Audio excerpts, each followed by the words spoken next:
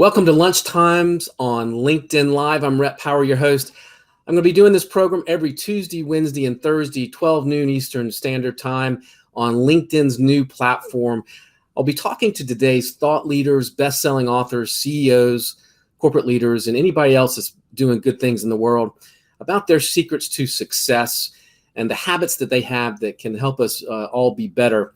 The fun part is this show is interactive, but you got to ask questions so that it is interactive. So please do ask questions. Make sure to engage with our guest. We're also simulcasting this on Twitter, Facebook, and YouTube with the help of Social Live's platform. If you like the program, give us a like or share. Spread the word. And because that's what we do here, we're a community. So it's time to learn from the best. Today we have one of the best that I've ever met. We've got Brittany Hodak. She's co-founder of the Superfan Company, a company that creates, and I find this sort of fascinating. I don't know if this is your mission statement or not, but I find it fascinating. Creates more loyal customers by harnessing the power of fandom.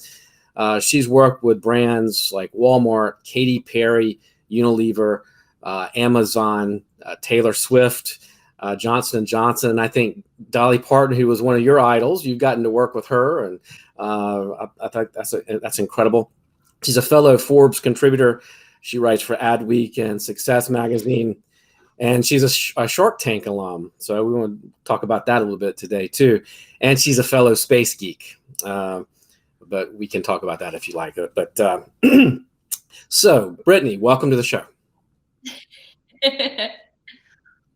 Hi, thank you so much for having me, Rhett. I'm really excited to be here. Yeah, it's likewise. I was been dying to talk to you. So I want to ask you right off. I had never really thought about this. I wrote that article with you in it a couple of weeks ago for Inc. And I never really thought of a super fan until I started looking at your background and then listening to some of your talks. And it struck me is that, it is true, right? We can use the people that really like our brand to help promote and be advocates for the brand. I get that completely. But how do you, what is a super fan, number one? I think most people probably don't think of, if I'm a mom and pop shop, I don't think I have super fans. I'm not a Britney Spears or a Taylor Swift, right? I'm not in the fan, we don't have a fan club. But what is a super fan? Why did you start this business? What's that story? And how did you kind of come to the sort of focus? Oh, great question. Well, first I'll kind of address the terminology. I come from an entertainment background. Okay. I've worked in entertainment my entire career. My first job was actually as a radio station mascot. So that's pretty much the most entry-level entertainment job you can get, I think. I haven't heard of anything more entry-level than that so far, well, other than, dressing up like a bumblebee. That was my first job too, but I was overnight. I was an overnight DJ. That's why I'm doing this today. Oh, yeah. Yeah. That didn't go so well, but that was fun, right? That was my favorite time to board up shifts, was the overnight, because you could get away with more. But I started out in entertainment, and I was always really, really fascinated by fandoms, right? Like what made some bands absolutely explode and become huge global superstars, while other bands that arguably had, just as good songs or production value, just as much money that was spent on their marketing and their publicity, just sort of faded away. And so I was always sort of fascinated with that. And I always studied marketing and fandom all throughout school, all throughout my career, which included stints at Sony Music and a big DDB advertising agency in New York. And 8 years ago, launched my company, the Superfan Company. And at the time, it was more focused on making things. Like it was more the what than the why. It was helping fans better engage with the things that they loved. So the celebrities, the entertainers, the properties. And after doing that for several years, like each time I was like, why is this working? Why is, this thing working better than that thing? So I really started to get into the psychology behind it, and really like the brain science and the neuroscience of fandom, which is what I've just started over the past probably 2 years taking a deep dive into that I'm really excited about. And that's the kind of stuff that I geek out about is why. What is it that makes us react? What is it that makes us behave the way that we do? What is it that makes us self-select into these fandoms? I've got a little boy, he's 20 months old. From the time he was like 9, 10 months old, he loved Mickey Mouse. And I couldn't figure it out. I was like, what is it that Disney's doing that's so genius? This kid who's never been exposed in any meaningful way to any Disney thing will walk into a store and pick out Mickey Mouse. Like, what is it about Mickey Mouse? And, I think I finally figured it out. And now, fast forward probably a year later, we've spent countless thousands of dollars on Disney stuff. We've been to Orlando with him. He had the big Mickey first birthday party. Everything is Mickey Mouse because he loves Mickey Mouse. And as parents, you love when your kids get excited. You love when they recognize things. You want to encourage that, especially me working around sort of like fandom for a living. The best thing that I could trace it back to, that I could figure it out, is the Disney license for the diapers that we use, the Huggy diapers, is Mickey Mouse. And I think maybe he recognized Mickey because he saw it on his diapers. And it wasn't a fan thing. Like what I was interpreting is like, oh, this nonverbal child, 7 or 8 months old, is excited about Mickey Mouse. I think he recognized it. I think it was the kind of order from the chaos, right? Like he recognized Mickey because he saw Mickey on the diapers, which then made him, every time he saw Mickey more and more, he was getting more and more excited. It's brilliant, right? And that's the only thing that makes sense because I'm not like, I don't not like Disney. Like everybody loves Disney, right? But like, I don't have like Mickey Mouse stuff in my house. Yeah, you don't sleep in front of the TV every day and watch Mickey, right? Yeah, exactly. He'd never seen Disney Junior. He'd never watched any of this stuff. So it was so funny. And I was like, what is it? What is it? And the only thing I could trace it back to is that Huggies license, which is genius. And then as the parents, we get excited and we say, oh, my son loves Mickey Mouse. But I think it was really about the order. So what's funny about that is working toward the research that I'm doing about when we're older, when we self-select into things, when we sort of raise our hands and say, I want to be a fan of this. It's about connection, right? It's about those points of connection between your story and what's happening with whatever it is that you're consuming or opting into, right? Like if you think about your favorite songs from growing up, you can probably tell me a memory connected to those songs, right? Like you brings you back, say like, right? Oh, this was a song. It brings you back every time you hear it. Yeah, and it brings you back every time you hear it. It takes you back. Yeah, it's that multi-sensory experience. It's less about the band. It's more about what it means to you, or it's less about the movie. It's more about how that movie is intrinsically connected to your life, how your brain has wired itself among, these sensory inputs, right? So that's what sort of drew me to fandom. And to answer your question before about, somebody who's maybe like a mom and pop business owner who doesn't think of themselves as somebody who has like a fan club or super fans, I always say, don't worry about the terminology. I define a super fan as somebody who over indexes in their affinity for a brand, person, product, thing, company, whatever, therefore making them more likely to advocate on its behalf. So meaning, I like this, I'm going to tell other people I like it too. And we know that word of mouth is by far the most trusted means of advertising. 90-something% of people say they trust a recommendation of a friend or a family member above any other type of media or advertising. So that's powerful stuff.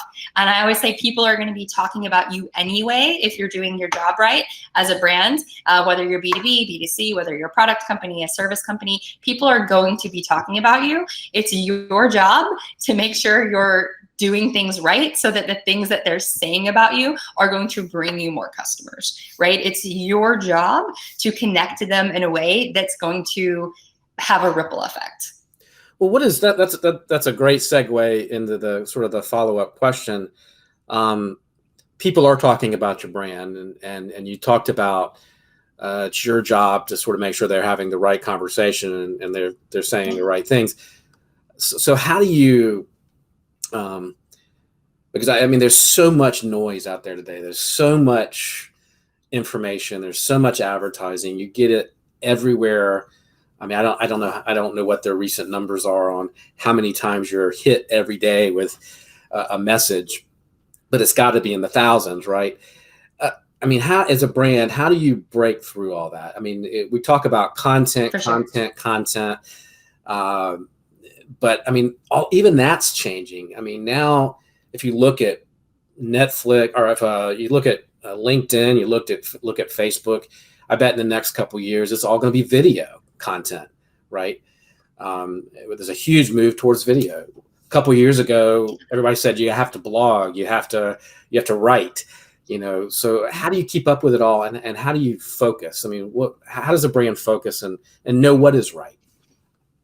So I think the way you focus first is by knowing who it is that you're trying to reach, right? Like, who is your customer avatar? Mm-hmm. And I think that's where a lot of, especially small businesses, get it wrong because they don't put in that work. They think, oh, everybody should be my customer. Mm-hmm. But, Rhett, as we know, as marketers, when you're trying to reach everybody, you're not going to reach anyone, right? You're not going to be right for anyone. So that's sort of step one, is getting your avatar right.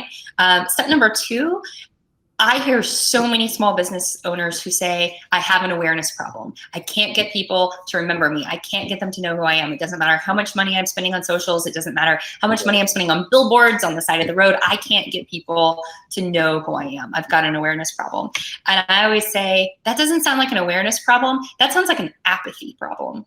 And to me, I think apathy is the biggest sole threat to any business. It's not the people who don't know about your brand. It's the people who know but don't care. And if somebody knows but doesn't care about your brand, typically there's one of two things going wrong there, right? Number one is they're the wrong customer for you. And if that's the case, forget about them, right? Like you don't want them to care. It's a waste of your time. The far more common scenario is you haven't given them a reason to care. You haven't shown them why they need to care. And typically what that means is you haven't connected your story to their story in a way that matters. You haven't shown them how you can make their lives better by being a part of it. And that's really your job, right? Like, that's really everybody's job in marketing today, is making people's lives better. If you aren't improving people's lives, you're going to be automated out of a job, in not too many years, right? Like, that's, everything has got to be about making people's lives better, improving their stories. And as a business owner who's building a brand, it's really up to you to figure out, A, how you're doing that, like how to actually make people's lives better, and B, how you're communicating that to your customers. And you don't communicate it to everybody the same way, right? Because you're not telling everyone the same story, because all of your customers aren't coming from the same background. They're not coming from the same place. And the same way that, a recording artist might have a CD of 10 or 12 songs, different people are going to have different songs. Different songs are going to work better. Some are going to be better for live performances. Some are going to be better for sync licensing for commercials and TV. Some are going to be like better stripped back acoustically. You've got to sort of learn to customize what you're putting out there to the right audience so that you can solve what is typically problem number one, which is the apathy problem. How do you know which audience to give what message? Is that sort of trial and error? Are there tools that you can use to sort of figure that out? How do you do that? That's a great question. So I talk a lot about something I like to call the 4 A's of super fandom, which are awareness, action, affinity, and advocacy. Mm-hmm. And think about it like a bullseye or a circle. Like, each step is getting you closer to that core, and in the center are the super fans. And the short answer, it's different for every brand, right? And this is what I've spent several years consulting, working with brands, trying to get to the right answer for each one, because the short answer is the KPIs are different for everybody, right? Okay. For some brands, it's all about the dollar that you're spending. Like, what's the LTV of the customer? How much are they going to spend over time? For others, it's more about how many people you're referring, right? Like, if you're working in a business that's built on referrals, maybe you don't care so much about the lifetime value. It's going to be, a big start and a fast burn. And so you're looking at how people are engaged over, 6 months, 12 months, 18 months, and you don't care about the long game. So it's really different in every business. But the key is to remember that, you're marketing to people. And I think that's one thing that I see a lot of small business owners who are, they're trying to do all the right things, right? They're creating video content, they're blogging, they're doing all the right things, and they're saying, why isn't it working? Why isn't this messaging working? And when I look at their marketing copy, sometimes it's as if they're they're addressing a stadium full of people or a group of people. And there's this great David Ogilvy quote from like 50 or 60 years ago where he says, never write copy as if you're addressing people gathered together in a stadium, because when people are reading your copy or watching your video or engaging with something on social, it's a one-to-one communication, right? It's one person. So anytime you're creating content, create it for that one person. And if you focus on that one customer avatar, you're going to have the spillover. You're going to have the ripples of the people who are nearby that are also drawn to it.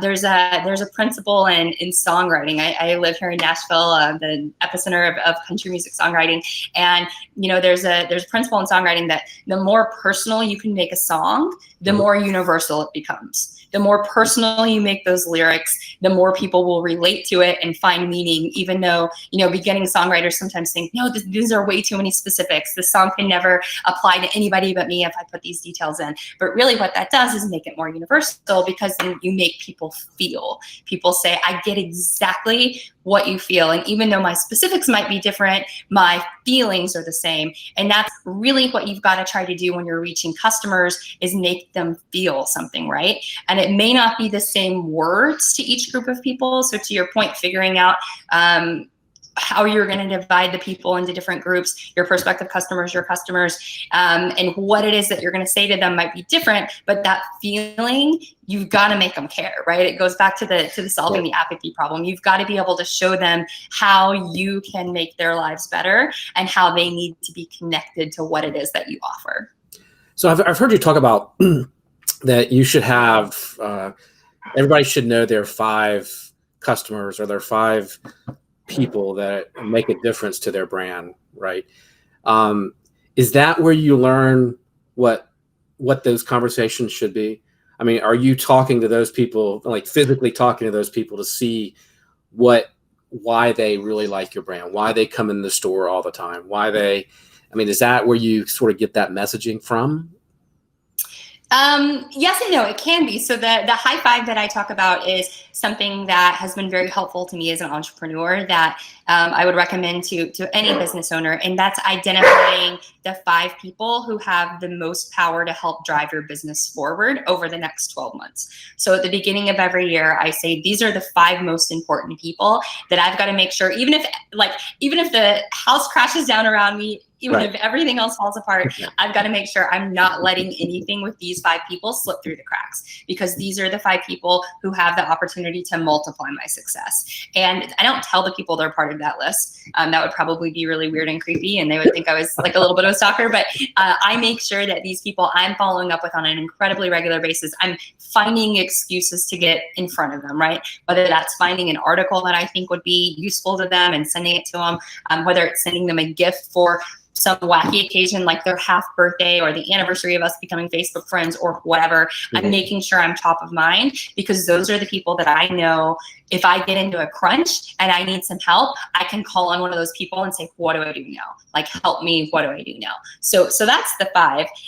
But to your other question about the qualitative research, absolutely. You can never have too much information. You can never know too much from your customers. You can never ask them too many questions.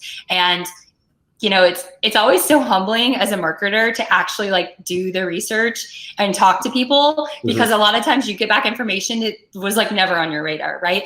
Like people will say something about you and you're like, oh, like I never would have thought that's what you liked about this, or it never occurred to you. And that's because people are all different, right? We all bring different experiences. We all bring different backgrounds. So the only way to know is by talking to lots of people.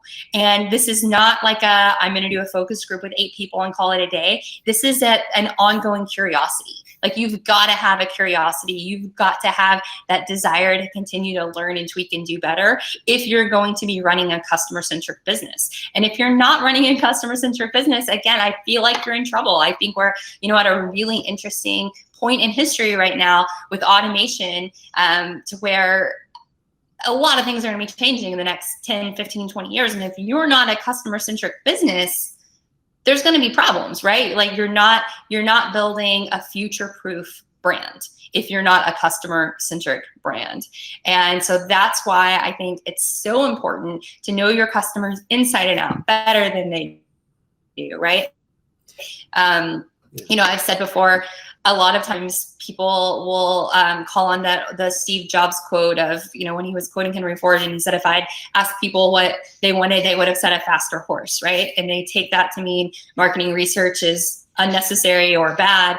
But what I take away from that is you've got to know your customers better than they do. Not that you think you know better than they do, but you've asked them so many questions and you know so much that you're almost anticipating, right? And to do that not from a position of arrogance or feeling like, oh, what I know is best, or this is my business, so obviously I know the right thing to do, but that you've reverse engineered it because you've talked to so many different people that they've brought insights to the table and ideas that you never would have thought of because you're too close to it, like you're in it.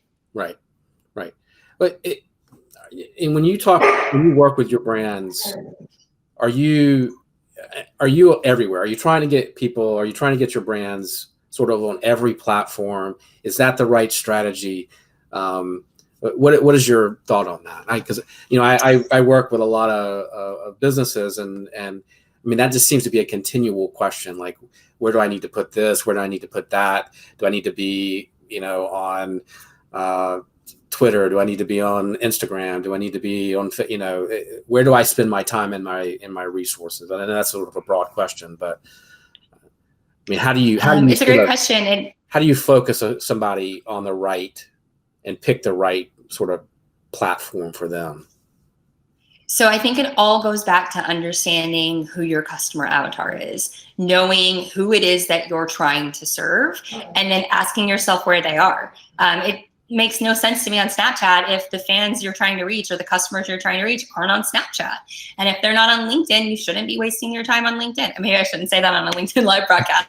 But you're never going to be able to be everywhere, right? Like there's constantly going to be a new channel. There's constantly going to be a new platform. The game of like, I'm going to try to be everywhere because that's what I think I should do is a game you will never win, because there's always going to be some new thing and you're going to just continue to spread yourself thinner and thinner and thinner and thinner. So I always say, rather than trying to go wide and hit everything, go deep in a couple of places that make the most sense for your customers or prospective customers. And, that it may be a couple of different channels with totally different strategies. So you may say, I know that the people who are in my awareness step, that sort of first A, who are maybe considering my brand, like I'm in the consideration set, but I don't know if I'm going to land it or not. And maybe looking at the metrics over time, I know that like 12% of the people that I'm going to engage with are going to end up being a customer in the next 6 months. Again, the numbers are different for everybody, but you may say this one platform works really great for this customer stage, and another platform works really great for another customer stage. And the only way to figure that out is by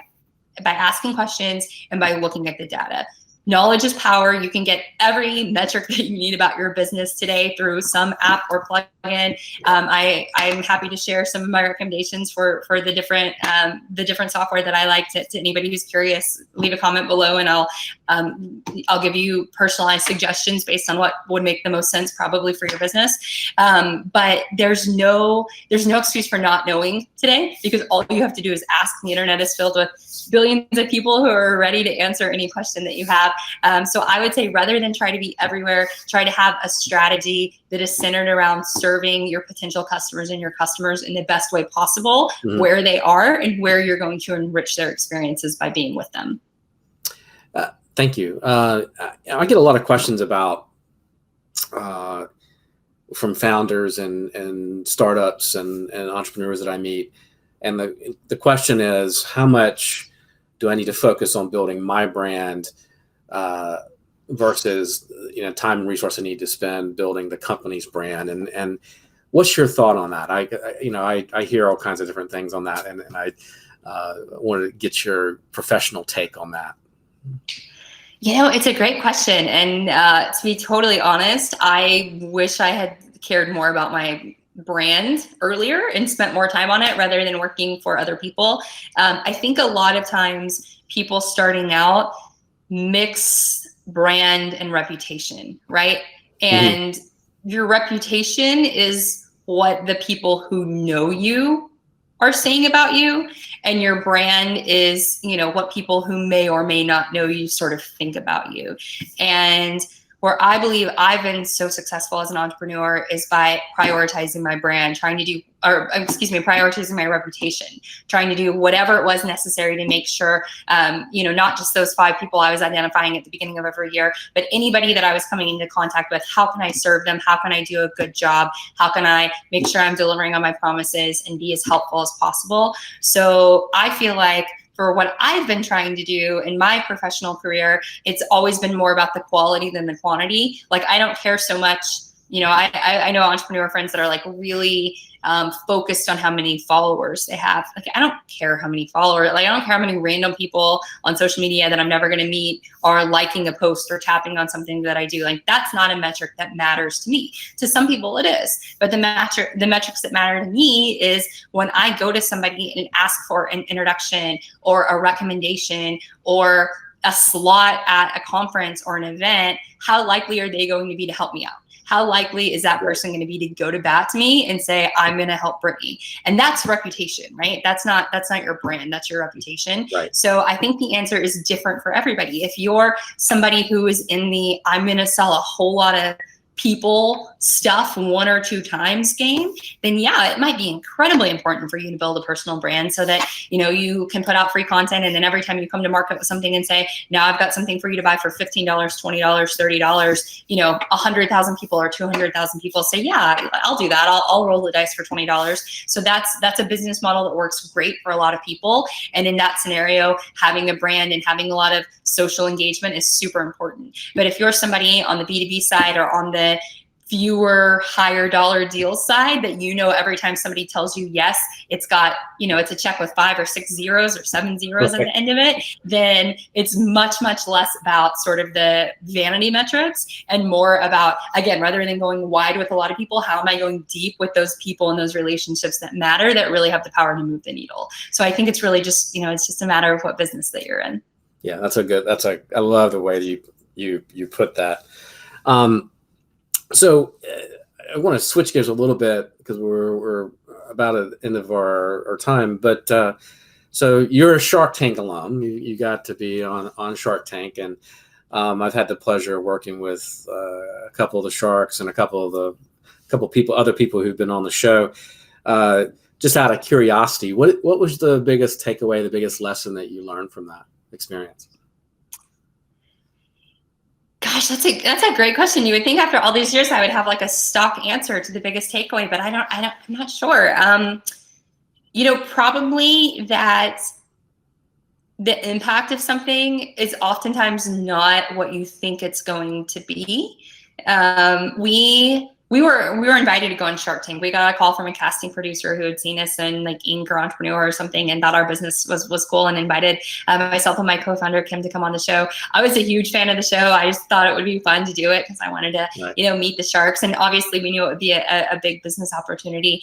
And we were so focused on what's going to happen when the show airs, when those 8 million people watch it on ABC, and then, maybe we'll get lucky and we'll get a rerun, maybe it'll run a second time on ABC and 4 or 5 million people will watch it. We were so focused on that honestly, it never even occurred to us to think or care about the long tail, right? Like we never thought about the syndication game. The fact that, it airs, our episode airs on average about every 2.5 to 3 weeks in the US. And when CNBC. It does, don't you? We always know when it does. There's a huge spike. And, for the first, probably 10 or 12 times that it reruns, every single time we got a really big client. We got like a 5 or 6 figure new client from the CNBC repeat, which several of my friends who've been on the show who have more B2C businesses, they said we got all of our value from the network. And then once it was on cable, it was like occasionally we would get something, but nobody really cares. Versus us, because we're a more B2B company, that long tail has been incredibly useful and incredibly valuable. So that was something that I never really thought about. And I don't think we would have really done anything differently in terms of the way we presented. Obviously, when you're going up there, you're you're presenting for the sharks, but you're really presenting for the audience at home, right? Like you're really painting your audience the way that you want people who are watching it on TV to think about you and see you. Perhaps we would have maybe given a little more thought to, this is like a snapshot in time, right? Like this is a little infomercial, like an 8-minute commercial of our business that's going to air forever and ever and ever, seemingly. It's been like 5 years at this point. It's going to just keep airing, and every time somebody sees it, like it's new to them. Like that's where they think our business is at then, which it's been really cool. It's been a lot of fun. It's aired in over 100 countries. You know, we get all these really fun, interesting emails from people all over the world who see it. So I would say probably my biggest takeaway is sometimes you don't know where something is going to lead. You just sort of like put it out there in the world and see what happens. Which I guess is the way all content works, right? Right. You just go with it, right? And hopefully it works. Just go with it. So one last question for you. What is your biggest lead? Like if a biggest piece of advice for the audience, for businesses out there listening, what would you sort of leave them with?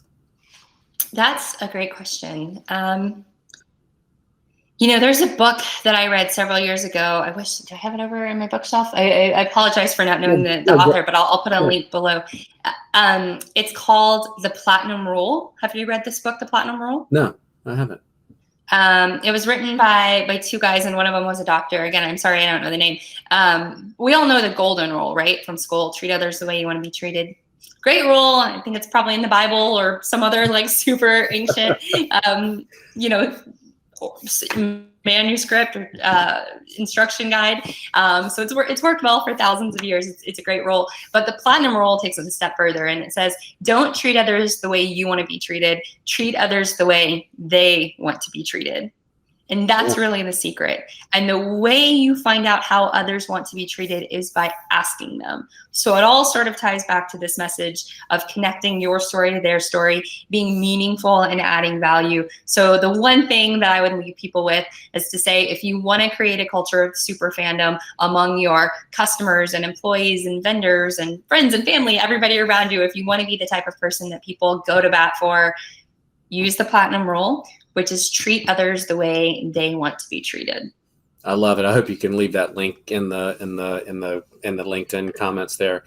I will. Yeah, I know. I feel like a jerk for not knowing who wrote the book. But it's a good book. Everybody should go read it. I surprised you with that question. That's all good.